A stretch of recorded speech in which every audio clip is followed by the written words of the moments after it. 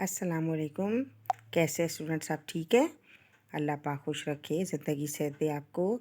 जी बेटा, हम आपको ये ग्रामर का थोड़े टॉपिक्स बता रहे हैं। ये वो ग्रामर है जो आपकी 9th में भी चलेगी और फर्स्ट ईयर में भी चलेगी और इंटर में भी, कहीं भी आप इस ग्रामर को यूज़ कर सकते हैं, क्योंकि ग्रामर में कोई चेंजिंग नहीं होती। बस आपको उर्दू ग्रामर की बेसिक बातें नहीं मालूम थी।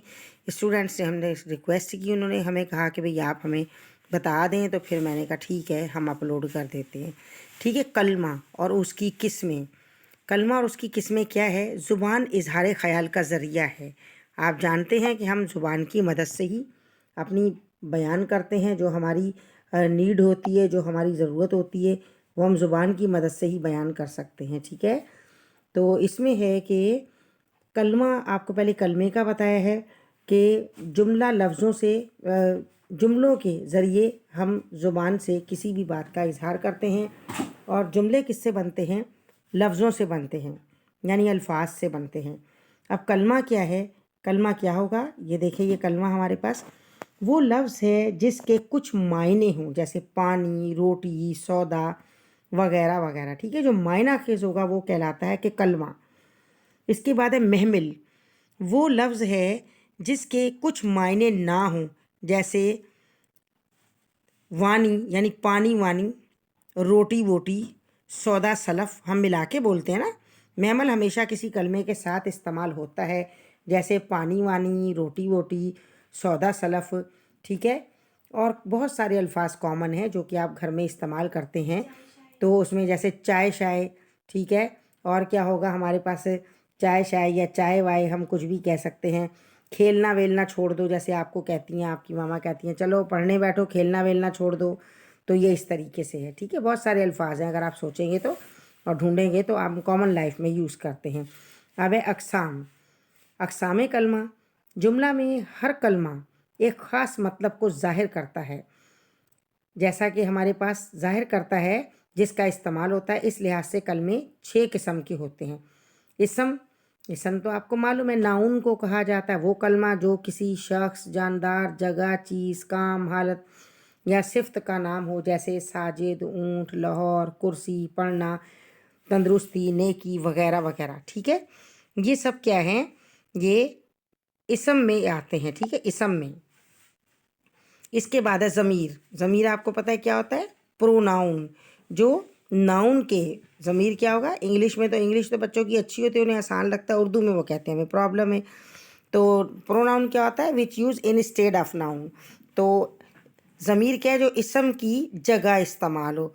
जैसे क्या होगा? देखिए, वो कलमा जो किसी इसम के बजाय इस्तेमाल हो, ताकि उसको, इसम को बार बार दोहराना ना पड़े। जैसे खालिद ने नजम से कहा कि मैंने आपकी जो किताब ली थी वो मुझसे खो गई। ठीक है। फिर क्या है? समझ आ गई बात?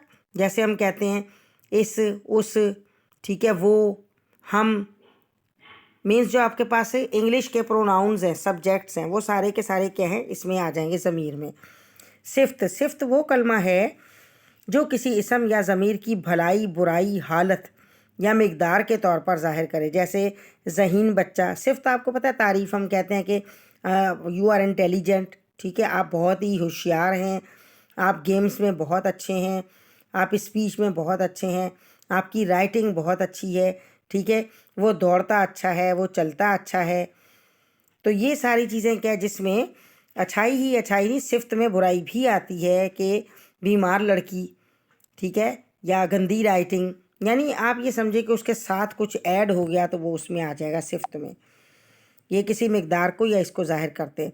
जी। अब है हमारे पास फ़ेल। फ़ेल में देखिए क्या होगा हमारे पास? फ़ेल किसे कहा जाता है? वर्ब को कहा जाता है फ़ेल, जिससे ज़माना माजी, ज़माना हाल, ज़माना मुस्तकबिल में किसी काम का करना, होना या सहना पाया जाए। ठीक है। यानी क्या है? हम क्या कहते हैं? Present, past, future.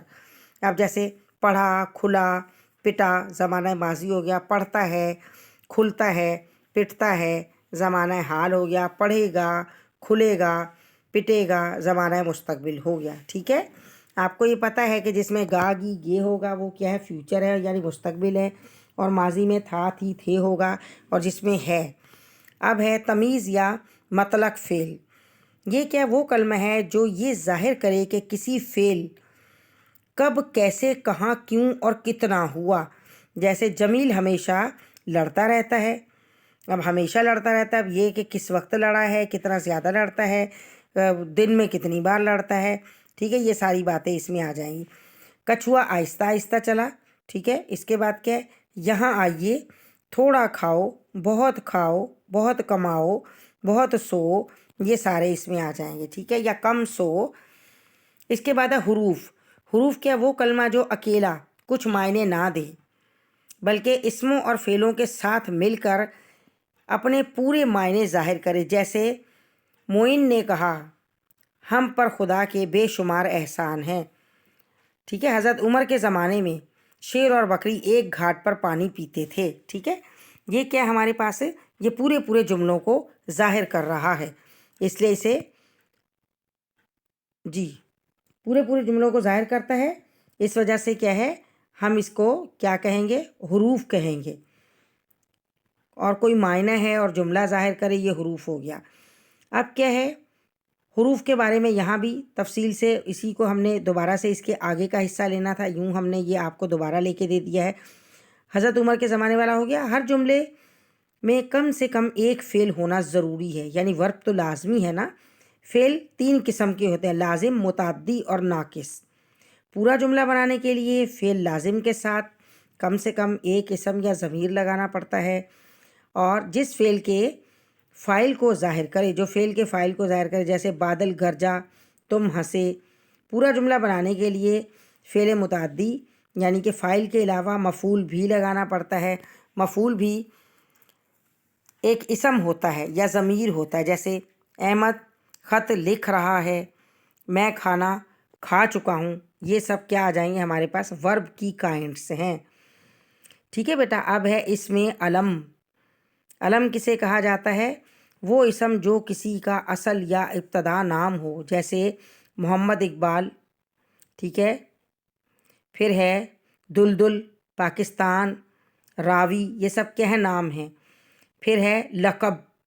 لقب کیا ہوتا ہے، لقب وہ ہوگا جو آپ کا کوئی خاص نام مشہور ہو گیا ہے، ٹھیک ہے، وہ لقب ہے۔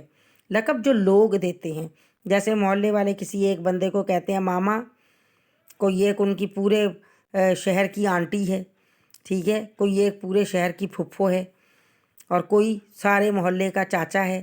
تو یہ کیا، یہ لوگ دے رہے ہیں لقب، کیونکہ خطاب جو ہے نا وہ حکمران دے گا یا بادشاہ دے گا۔ تو لقب کیا ہے، وہ نام جو کسی وصف کی وجہ سے مشہور ہو گیا ہو، جیسے قائد اعظم، صدیق، فاروق حیدر وغیرہ وغیرہ۔ خطاب، اعزازی نام، وہ نام جو حکومت کی طرف سے کسی خدمت یا قابلیت کی وجہ سے ملے، جیسے شمس العلماء، ہلال پاکستان، نشان حیدر، ٹھیک ہے، وہ کیا ہوگا، وہ خطاب ہوگا۔ جیسے انارکلی، انارکلی کا خطاب ملا تھا، ٹھیک ہے۔ تو یہ کیا ہے، یہ سارے کے سارے خطاب ہوں گے جو گورنمنٹ دے گی، حکومت دے گی، یا کہ اپنے وقت کا بادشاہ دے گا، وہ سارے خطاب میں آئیں گے۔ پھر ہے تخلص۔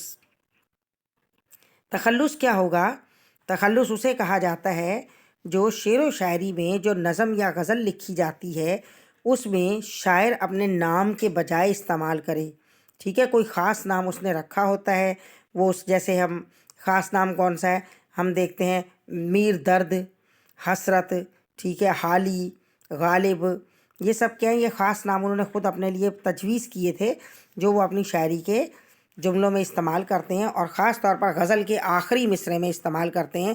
اور جہاں تخلص استعمال ہوتا ہے وہ کیا کہلاتا ہے، وہ مطلع کہلاتا ہے، ٹھیک ہے جی۔ تو یہاں دیکھیں کیا، کلمی نام وہ مختصر نام جو شعرا نظم میں اپنے اصلی نام کے بجائے استعمال کرے، جیسے الطاف حسین حالی، اسد اللہ خان غالب، فضل الحسن حسرت، ٹھیک ہے۔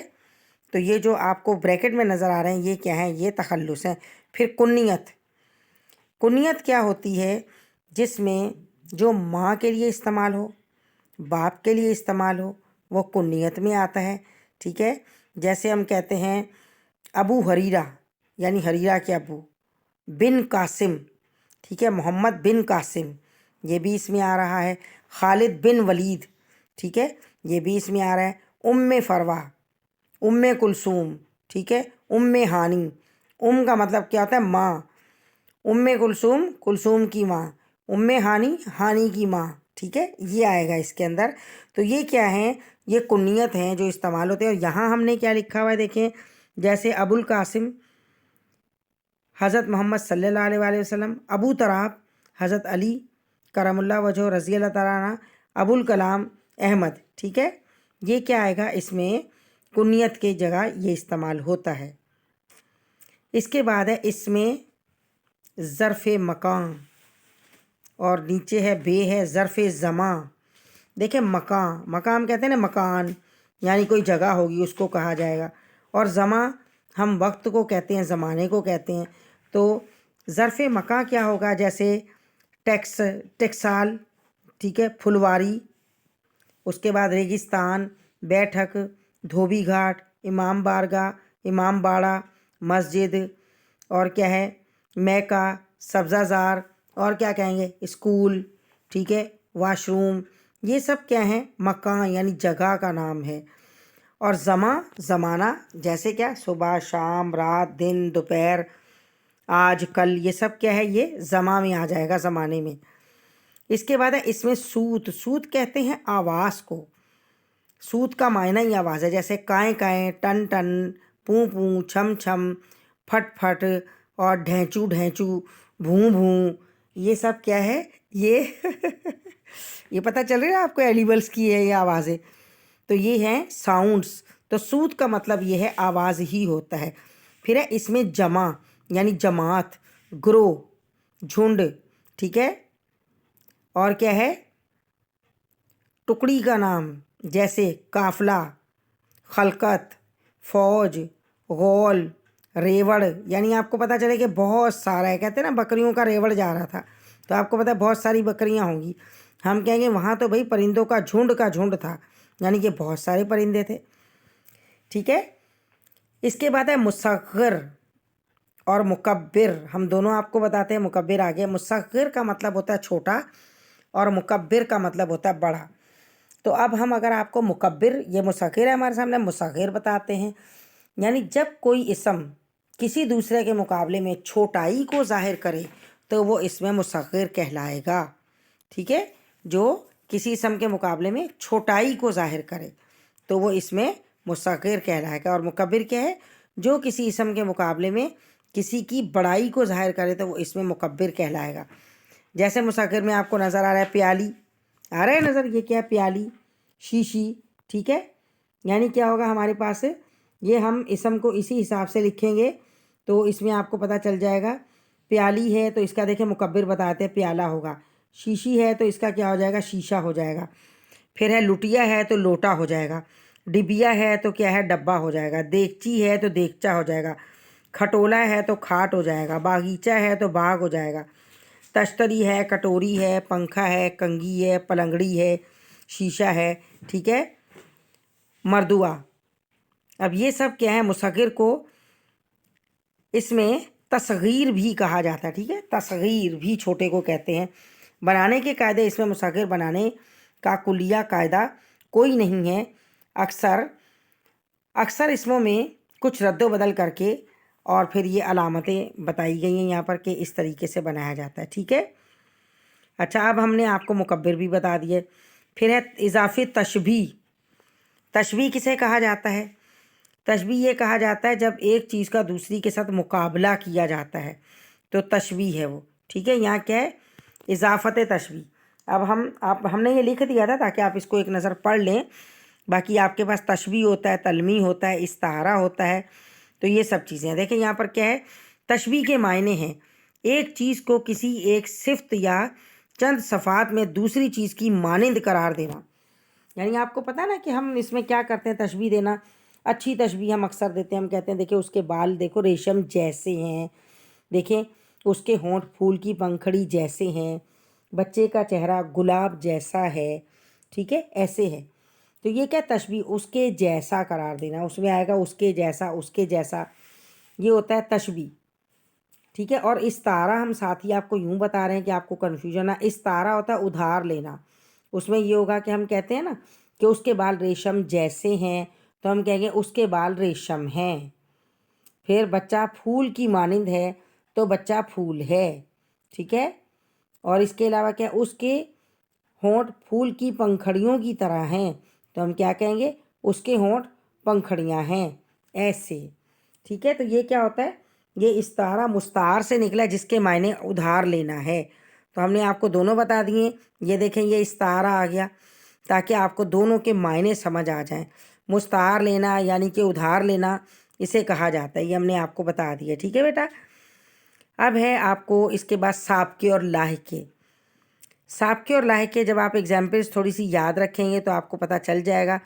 اردو میں بہت سے الفاظ مفرد الفاظ کی شروع میں اور بعض الفاظ کو بڑھا کر بنائے جاتے ہیں. نیا لفظ بنانے کے لیے جو علامات کسی مفرد لفظ کے شروع میں بڑھائی جاتی ہے اسے سابقہ کہا جاتا ہے.